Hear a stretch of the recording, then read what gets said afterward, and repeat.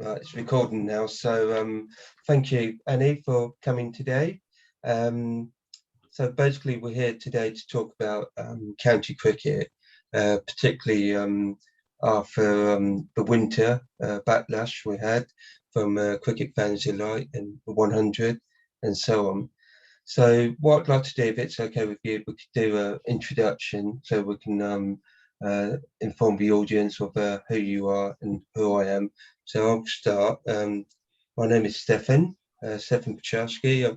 I'm totally mad geek of a cricket fan. The stats pulled me into cricket, used to read the Wisden, all the scorecards dating back to 1880 with the internationals. Is it 1880? I think it was. Something like that, yeah. Something like that. So absolute geek. Played a bit of club cricket. Played for England Deaf.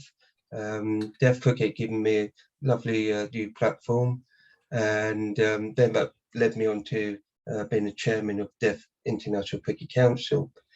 And like most people, lacking the sports business side of things. So I've enrolled onto this course for the sports business management and policy. So I'm doing this assignment based on sports market research. And I want to see if the North American model of conferences can offer a solution to county cricket. Some people might argue we don't need a solution, it's fine as it is. Other people will argue the same. So it's quite a minefield, it is. So Annie, would you be able to introduce yourself? Of course, yes. My name's Annie Chave, and about 3 years ago, getting on for 3 years ago, I started a magazine called County Cricket Matters. I'm the editor, and I do everything else involved in it. And it's about county cricket, obviously, and basically just to celebrate it and to give it a bit of a platform, get new writers to write on it, some really good older writers. I also commentate on cricket. I do some live stream work on at Somerset County Cricket, which is my county, and I also work for Guerrilla Cricket, and we do test matches, commentary on test matches. I also write articles and book reviews on cricket, and cricket is in my blood and has been since the word dot. So yeah, I love cricket. Like you, I'm a bit of a geek. I like my stats too. Who's your icon? Who's your hero? My biggest cricket hero has to be Viv Richards. Oh, good call. Just very quickly about Viv Richards. It was 1988 and 1991. The only two occasions I went to see him bat. He got a duck on both occasions. Couldn't believe it. Rob Bailey for Northampton bowling these off tweakers, and I think it was caught and bowled. I was absolutely gobsmacked. And then his eyes lit up, did they? yeah. And I was hoping to see a few sixes, but great man. How disappointing for you. That must have been terribly disappointing. I know. There's no one else like him ever has been. No, perhaps one of the greatest of all time. Yeah. Okay, so shall we discuss where we're at with county cricket then? I think both you and I were huge advocates of county cricket, so I'm going to play the devil's advocate, maybe be a little bit critical, just to give a balanced perspective.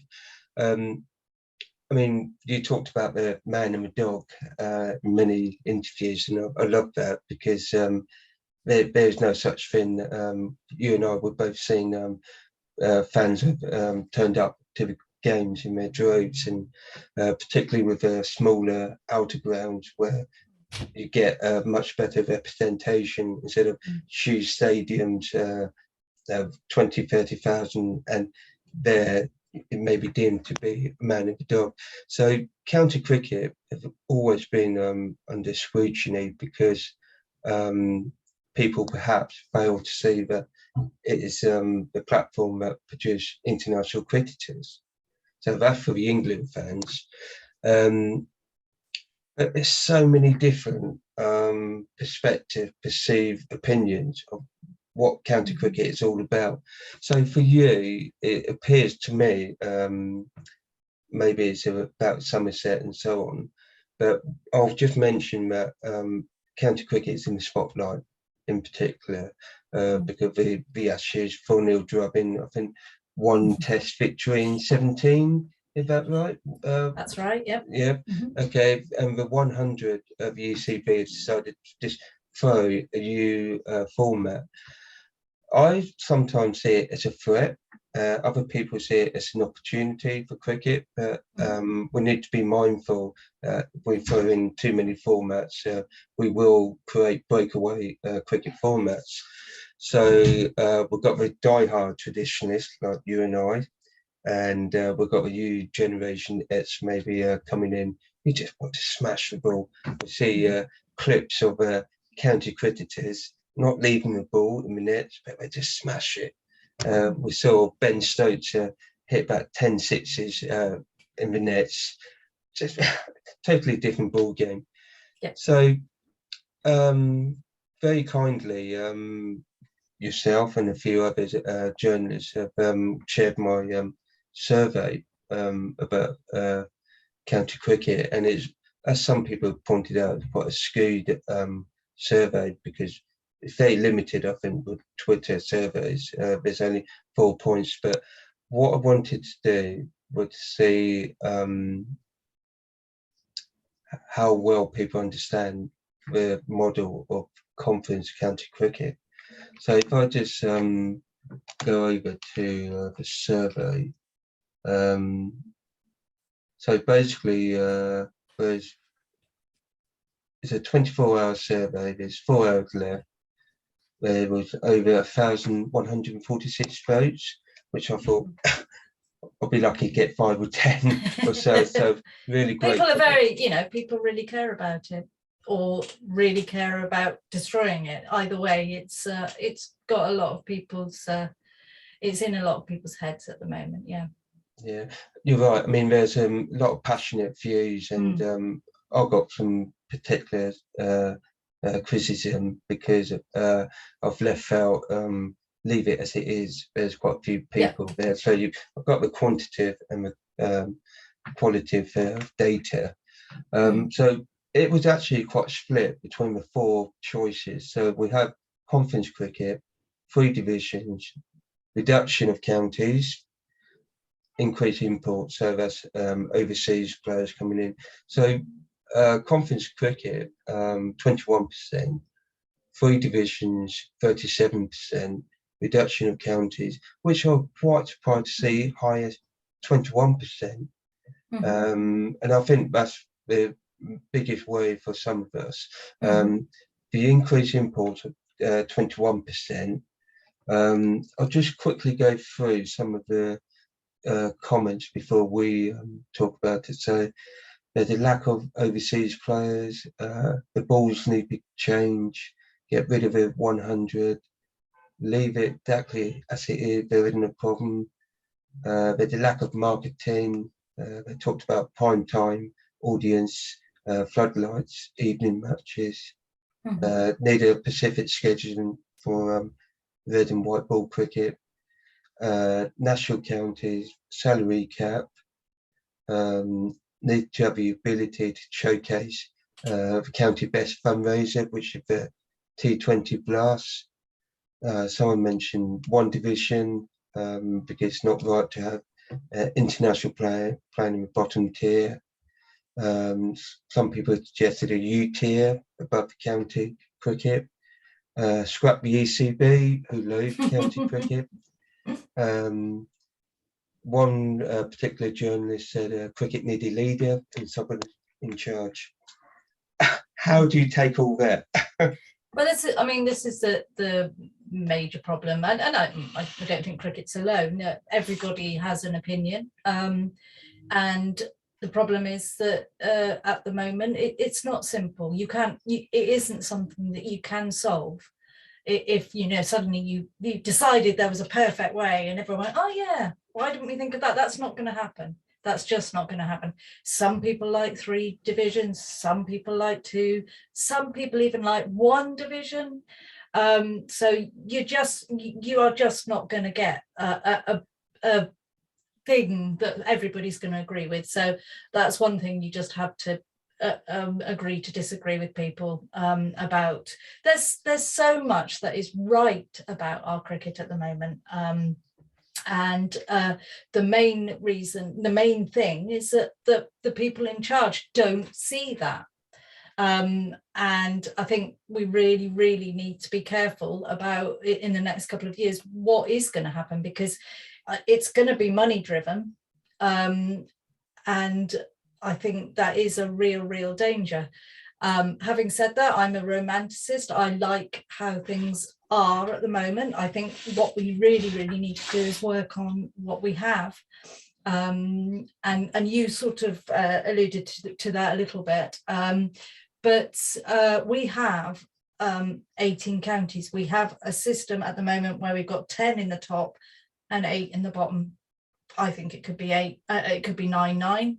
I think it's really important to have a system that you can improve and go up, so it gives teams real drive to be in the top tier, as it's we have it in football. We have a premiership, we have a championship, we have a first division. It works in this country. Whether it works in other countries, I think is irrelevant. It does work in this country, and we have allegiances to our counties, and I know that so well from so many people that I've spoken to. It matters, it really matters. I yesterday had a horrible day in the end because Somerset did so badly, and it really mattered to me. And equally, when they do really well, I love it. This is what matters, and this is where the heart is. And you can't take that away from people. You just can't. And to bring in a tournament like the 100 that is a manufactured tournament that is there for a TV deal, there is no other reason that they can seriously claim it is there. They can say it brings in new audiences. They can say, that they're doing it for to bring cricket to everybody. These things did not have to happen that way. There was no way it had to happen that way. TV rights could have been made to the T20 class that we have. We could have made the top tier, we could have split it into top 2 tiers, the top tier being Premiership, get that out on television, revamp it, double header it with the women's, all of those things could have happened, absolutely. But it's at the moment, it's a direct threat to our counties, right in the centre of the season, and we have to put the county games at the edges of the season when it isn't ideal to be playing long format cricket. So it's you can say people aren't going. They might not be going all the time. It's a 4-day game, the championship. You're not going to get people to come every day. You're going to get people to pop in. You're going to get people to pop in and have a look at what's going on in their county.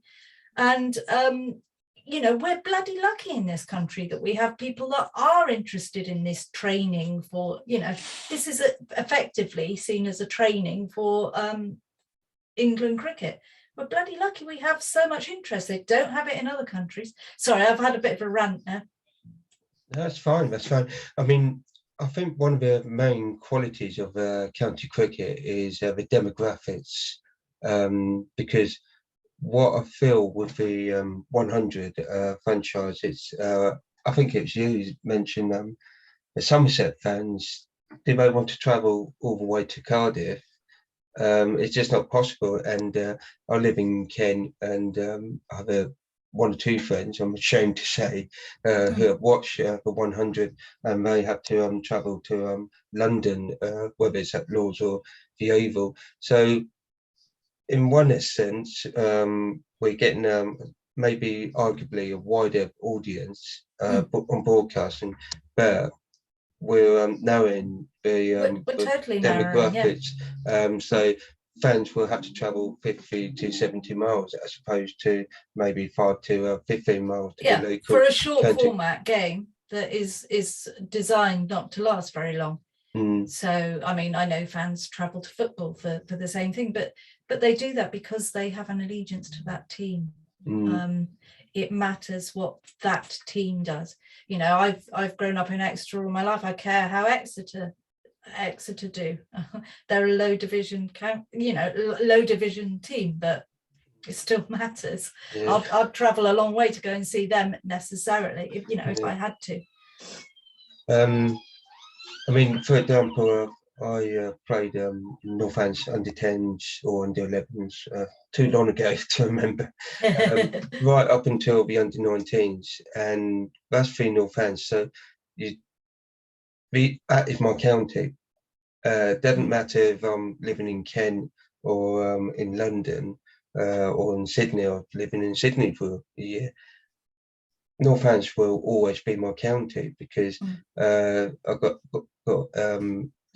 several hundred friends through Northants.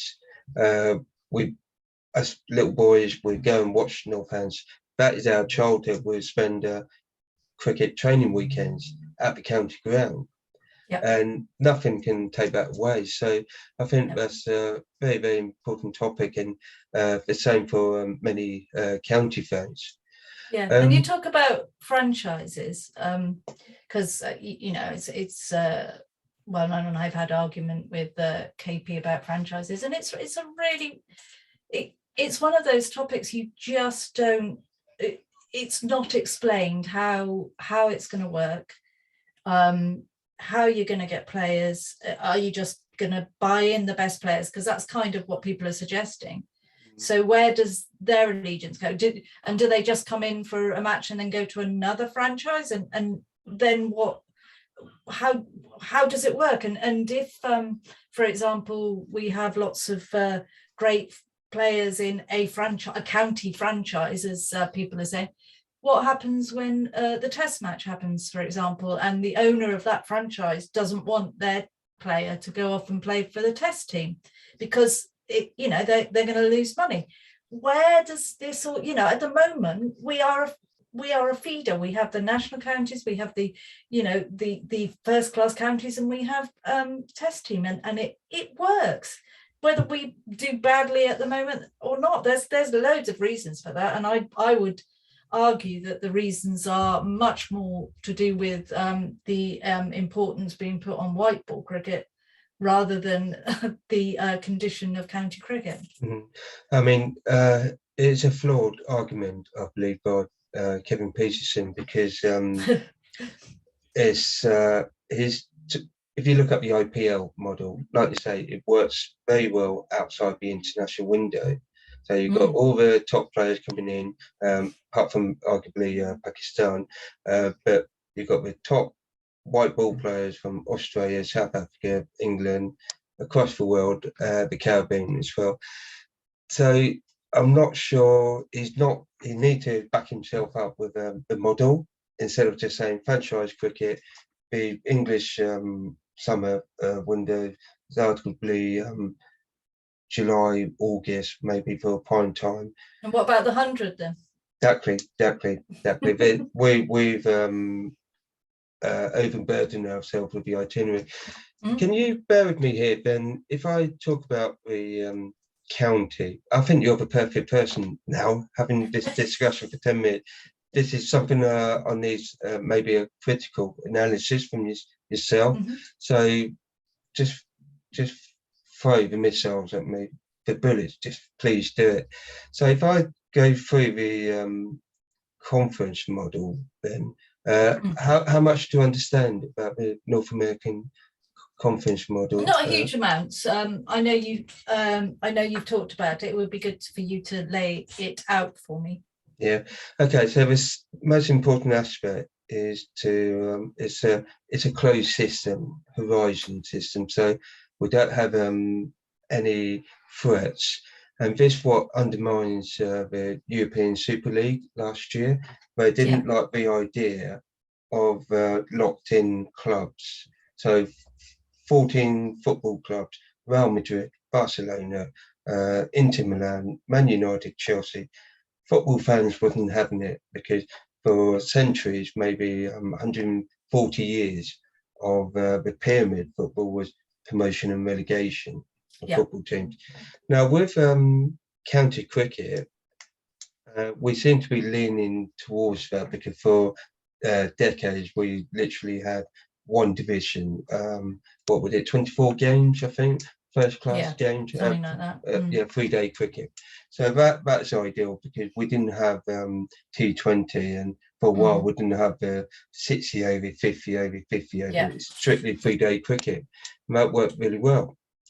So basically, we got to think of county cricket as a singular product. We are one business, sports business, mind you, merchant. So we are protecting ourselves and the other counties. With conference cricket, we want to create that competitive element. So you don't see the test grounds outbidding a smaller ground such as Northants, Leicestershire. We want to have a level playing field. So in the North American model, they introduced the draft, which is what we're seeing in IPL. Yeah. You could arguably have maybe the centrally contracted players in that draft. So you have the teams not performing the best from the previous season, having first pick of the draft. So again, argument's sake, Leicestershire, they can pick the England captain if they want, Ben Stokes, Joe Root. But they'd have to pay for him. Well, no, it's centrally contracted. Centrally contract, right? Okay, yeah. Yeah, and they just get that pick. Yeah, they get that first pick. So the team who won the championship would have the last pick of the draft. Yeah. So that sort of evens it out a bit. You could do the same with overseas players. So that you'd have one pot fund from the ECB, the franchise, the sponsor, broadcasting, wherever that comes from. So that the players go into the draft. Again, Leicestershire, and I must stop saying Leicestershire. Give me another county. Glamorgan are in Division 2. So all these guys Derbyshire, thank you. So the counties that done least well on the field from the previous season, and you work your way up. And I just think in a conference style, so you could have 4 different groups. They could be based on rankings or regional. So you keep the the Lancashire, Yorkshire Derby, and you could have that. But with 4 different sections, you could have 5 teams in each group. So you have national counties and combined universities, and they could complete for the playoffs. So top 3 go into a playoff. So you have knockout, whether it's 4-day cricket, T20, it's really whatever suits the counties. Well, so, I mean, carry on. Sorry, there's just a couple more things I just need to mention about the conference cricket.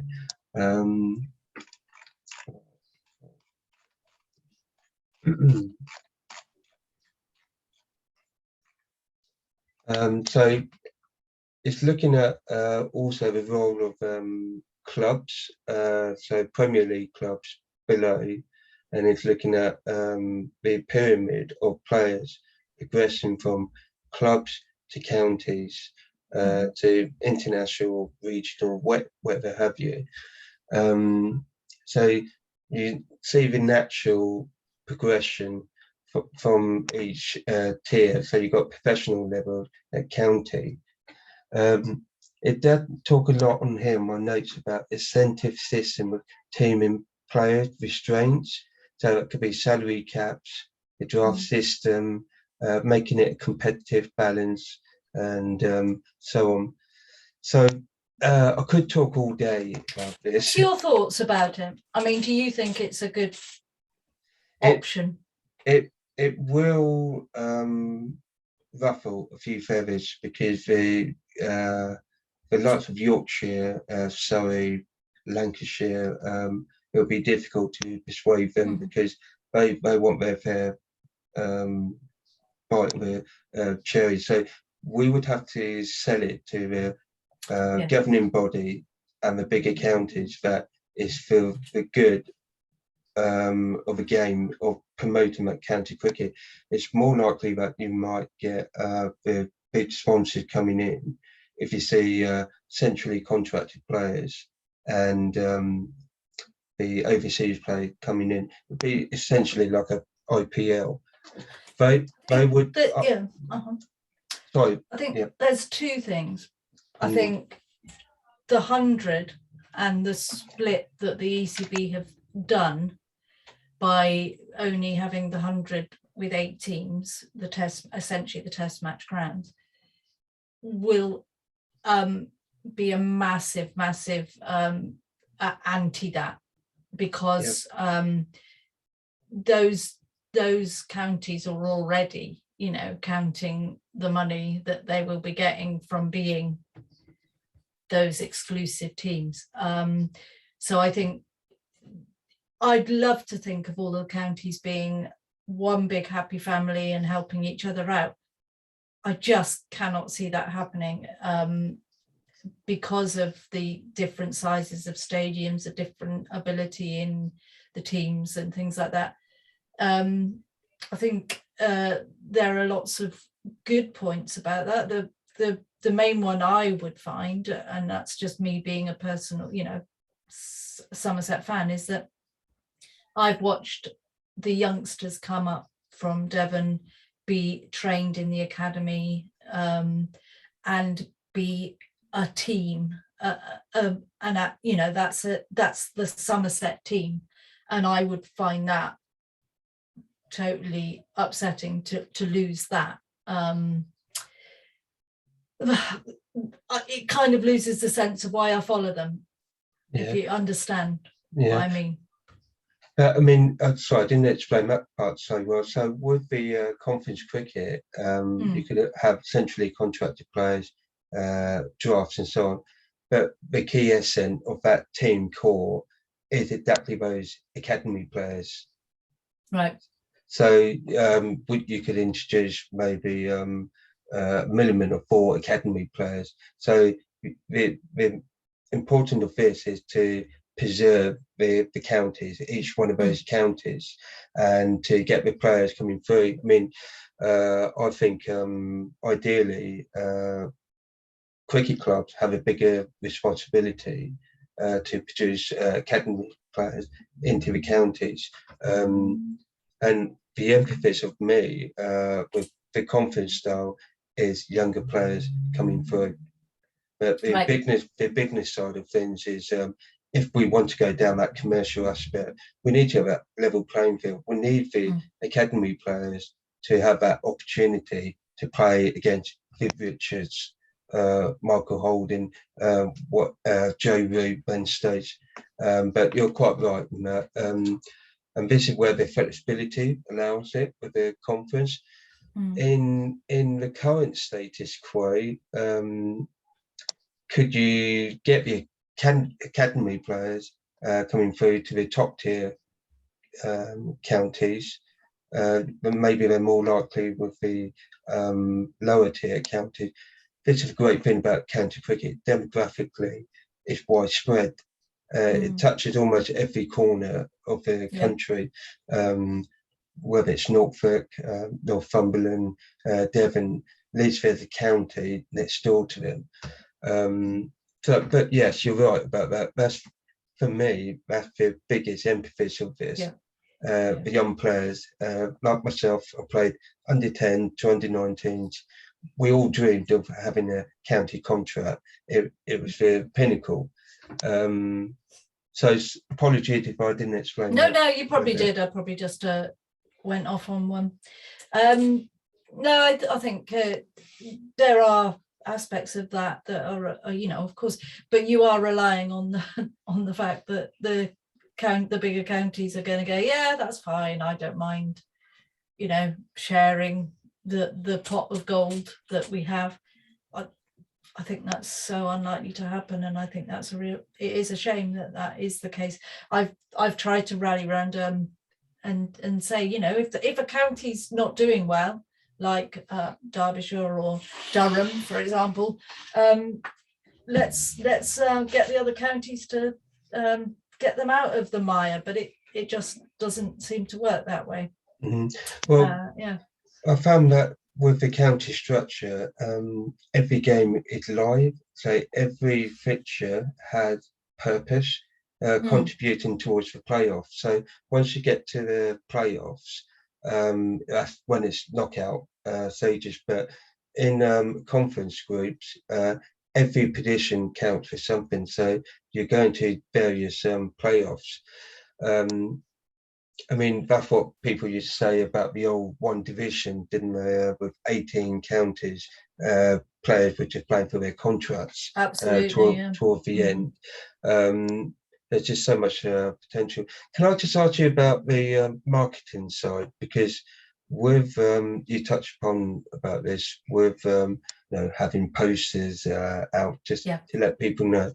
I mean, I'm a big advocate of prime time audience, and you may or may not have mentioned that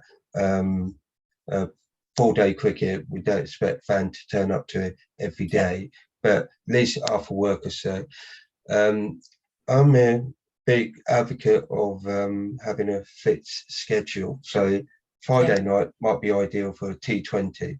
It's perfect after a long hard week at work, but under the lights. Might be a little bit cold, might be a belter, but it's perfect. Friday night, T20, 50 overs, maybe on a Sunday. And this is where I'm a bit controversial here. I actually think 3-day cricket, 105 overs or 120 overs per day would be perfect for a number of reasons. To get more spinners in, I think. I'm a left arm spinner. You want uncovered pitches as well, don't you? Yeah. So get Underwood bowling, John Emblem, and you know, if you have to bowl, I mean, I played 3-day cricket for England. Gosh, you need someone to hold up one end. I mean, where do you put county cricket? It's a very, very tough one, because I was thinking about this yesterday. I went to Somerset on Thursday. I couldn't go on Friday, and then Saturday my son and husband were playing, and I wanted to go and watch them. And that's what happens a lot, is you get real, you know, lots of cricket fans play cricket, and you're not going to get them in on a Saturday or a Sunday necessarily, because they're playing. And then you get, and that age group are working as well. So everyone that goes on about the fact that, you know, it's only old age pensioners at the cricket, that's because they're the only ones that have the time and the money to go. But there are ways of getting people in. There are definitely ways of getting people in. And Sean Jarvis at Leicestershire, for example, has last week their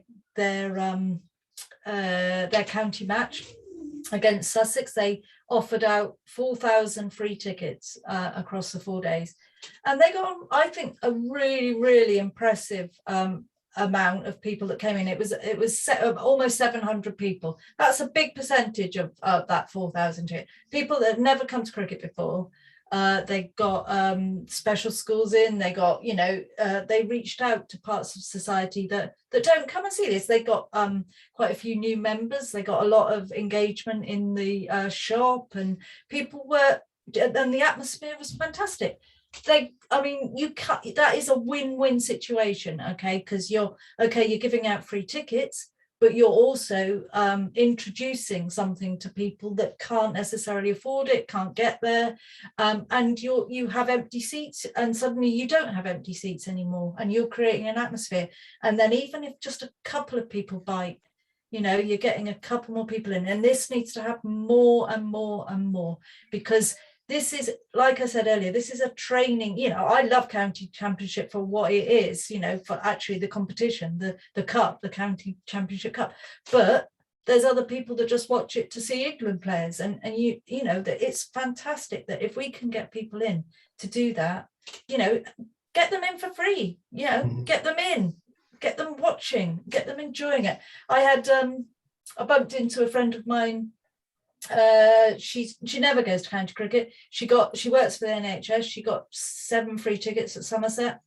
She said she took 7 people. They had contingency plans because they thought they were going to be really, really bored. So they just go for a little bit, and they stayed the whole day, had a fantastic time. She said she was going to go again. You know, it's really important. It's joining you audience and selling a product to them.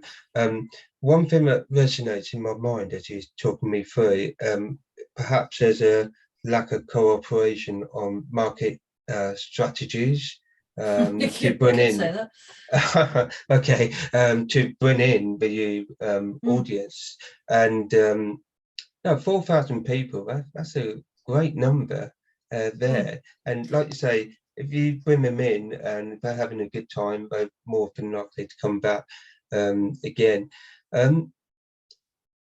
That's really interesting because maybe there is a lack of consensus across the board about promoting the county cricket. It's a massive gap. It's huge, and you can just see that from what they do for the 100 to what they do for county cricket. I mean, it couldn't be more different. It really couldn't. So, you know, that there are ways within the system we've got, there are so many ways of getting people involved and interested. It just hasn't happened, and instead they bring in a new format, stick it right smack bang in the centre of the season and say, right, nobody's interested in county cricket, they all want to watch this because it's on telly as well. It doesn't add up, and it's a direct threat as well to everything else before them.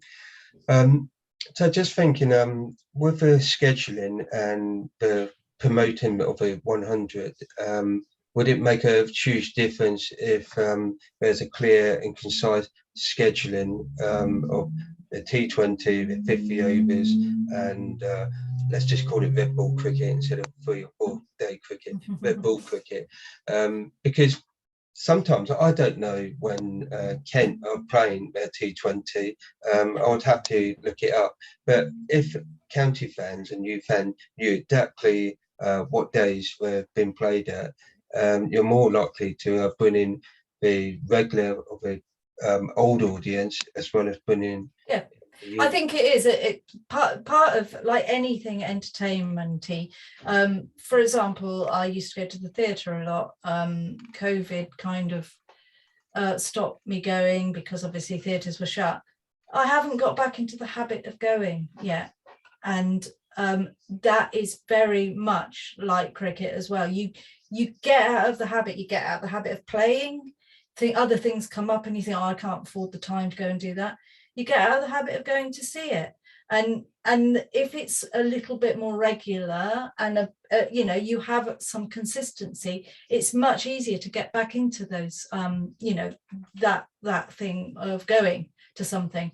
I think that cannot be underestimated, how important a consistent kind of system would be. And it's fair, but the ECB have made it really, really hard now by not only, you know, we had 3 formats that were, you know, taking up a lot of space in the season, and now we've got another one that is smack bang in the middle. So I don't know, it's really hard to get a consistent county championship game, and I don't believe that we should be reducing the number of county championship games, because, you know, if you're, for example, a county like Somerset or Northants or Sussex that don't have the 100 and only have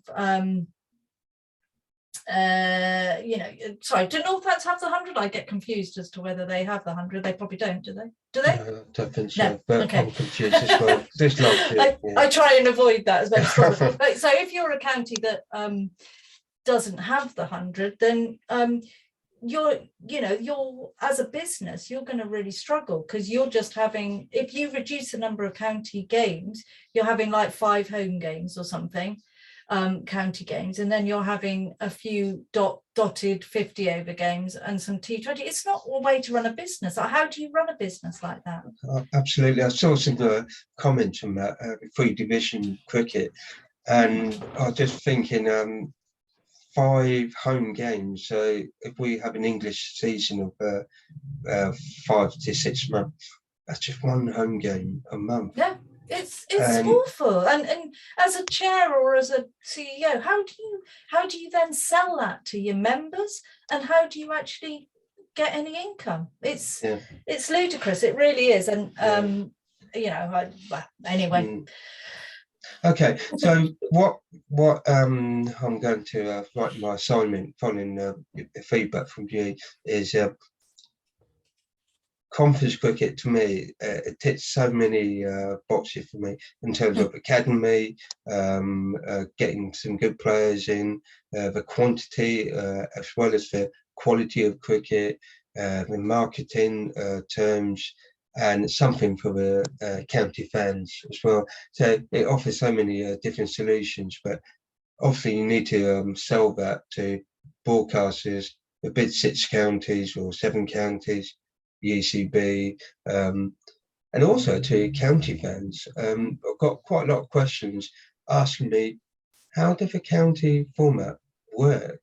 And it's going to take generations. I'm under no illusion that this would happen overnight, because you need to unravel 100 years plus of county cricket, the fundamental thinking.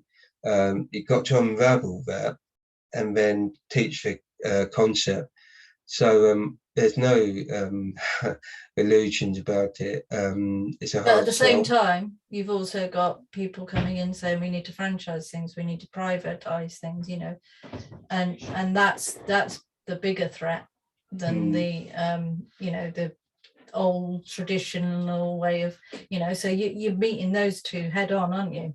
Yeah, I mean, the dollar will always make people follow the dollar. So broadcast, if they offer 1 billion, something like that, we've seen their CEO recently stepping down.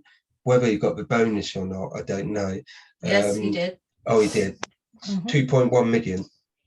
But he didn't get all of that. No. But it was between 4 of them, I think.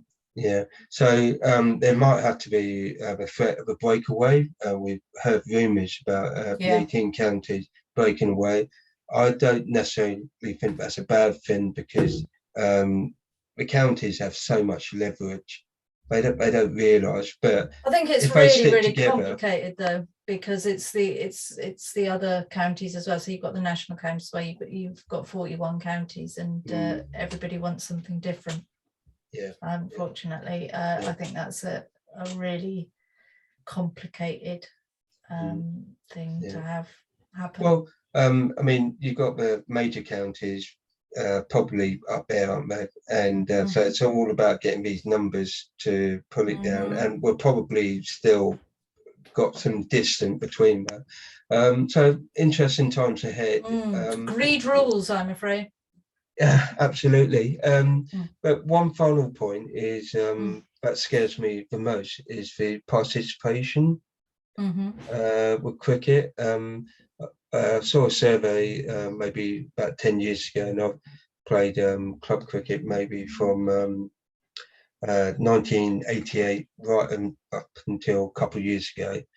And whether I have a romantic novelty of what cricket was back like then, I don't know. But there does seem to be a difference now, where players tend to go home straight after a game. We seem to be struggling to get the numbers in club cricket, but that could be my perceived experience with I think, I think there's been a massive increase in women's cricket and kids cricket. We have all these dynamos and, you know, the ECB thing for kids that, chance to shine, you know, all those things. We have a massive amount of kids. I mean, for the last probably 5-6 years, it's been huge, loads of kids playing, but it's that age where they stop playing colts, under 15s, under 13s. That's where the danger lies at the moment, because what you're getting is people coming up to playing under 15s, not quite being good enough to play in the first or second team necessarily of their club, and then you lose them. And this is where something like friendly cricket is so important. Playing yesterday with a friendly team, and they had 2 13-year-old lads playing. They were really, really good, but they were playing with the adults, and they were playing friendly cricket where they're learning all the time. And I think you cannot underestimate how important that sort of cricket is for that age group that is just disappearing, because kids love playing with adults, and they also are really nurtured into what they're doing. So that is really important. Women's cricket is I mean, taking off massively, and part of that's the 100, but part of it's also how the international teams are being televised, and how accessibility. Exactly. And Kia Super League was going really well, getting a lot of good following before it got dismantled for the 100. So, you know, there are some really positive things. It's that massive gap between sort of 15 to, you know, mid 20s where you're really losing players often. Okay, so again, I could argue that the conference system would fit in perfectly with women's cricket participation and for kids. Thank you, Annie. You've given me so much to think about, and we'll put the recording of this on the assignment, so as a reference. So, and I'll put your views across. So, one last thing: where will Somerset finish this season? I don't think they'll be winning this year. Put it like that. I think they'll probably be mid-table. That's what I'm hoping. Yeah. It's a difficult time at the moment, but we have a really good batting and bowling lineup, but they don't always fire on all cylinders, unfortunately. Well, we do. England collapses basically. Oh well, yeah. Yesterday didn't fare well, did it? But Hampshire, was it Hampshire? Yeah. Yeah, no, good amazing outfit. bowling unit. Yeah. Yeah, good outfits. Yeah. I'll be up there, I think. So yes, good luck for the rest of it. Thank you, and to you. To finishing the course, nothing else comes close at the moment. Well, to you and to Northants, put it like that. But yeah, good luck with finishing your course. Okay, I'll stop the recording now. Okay, cool.